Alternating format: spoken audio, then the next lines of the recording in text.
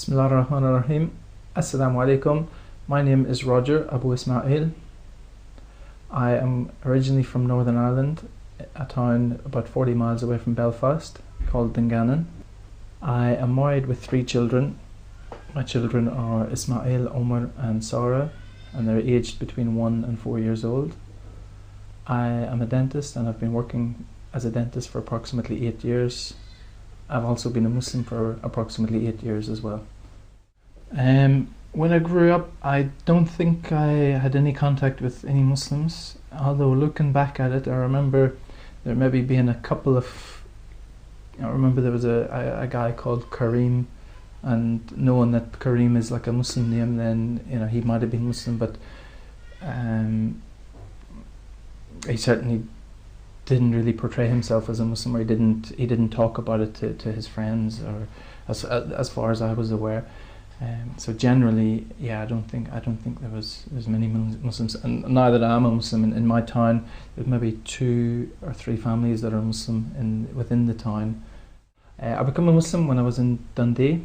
I was in my final year of dental school at the time, and alhamdulillah, Allah guided me to Islam at this time.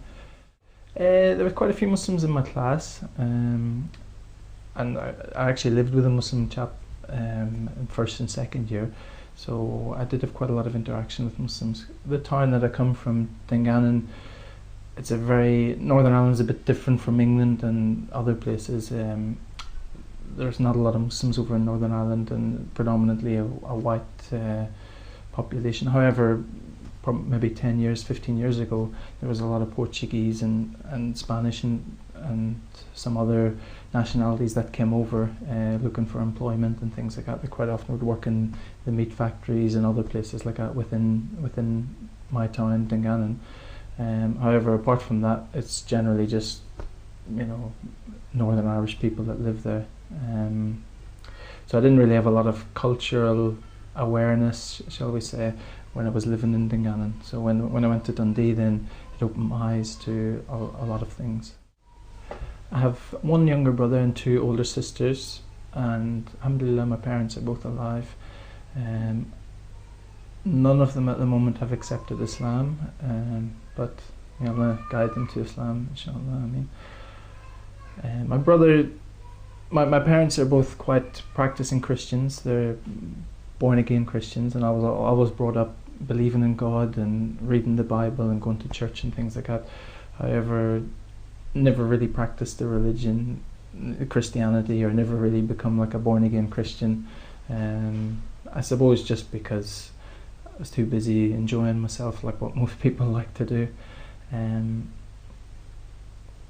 Then when I was in my final year of dental school, then I was deciding that if I don't change my ways now, if I don't try and go down the right route now, then it'll just get harder and harder, because I'll get more set in my ways. As the older you get, the more set in your ways you'll become, and it'll become more difficult to make a life-changing decision. And for me at that time, to become a born-again Christian was going to be a life-changing decision. So that was my intention, to read the Bible, believe in it, and then ask Jesus into my heart, as what my mum and dad and what the born-again Christians would tell you that you have to do in order to become saved. And it was at that time that I had a lot of questions, and because I had a lot of different friends from different backgrounds, a friend who was a Sikh, Muslim friends, obviously Christian friends as well, and because it was on my mind a lot, then I would quite often speak to people about these issues when I was out and about. So I got a lot of different viewpoints from different people with regards to their faith and what they believe. And it was at that time that the belief in one God, and how some religions say that they believe in one God, but then they end up worshipping other than that one God. Whereas Islam, they say that they believe in one God and they do worship that one God.